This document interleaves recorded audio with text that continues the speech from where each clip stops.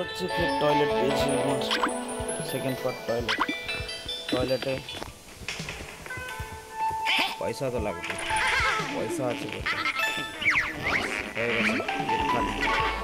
পেট খালি মানে সব খালি। তো বাচ্চা সবসময় পায়খানা করবে, যখন পাবে তখন হালকা করে একটু ঘুমাতে যাও। মোটামুটি রাত হয়ে গেছে 10টার উপরে সব ঘুমাবে।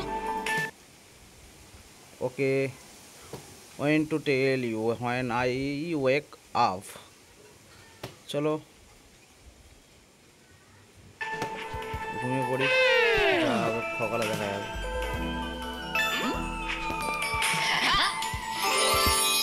চলো গুড মর্নিং।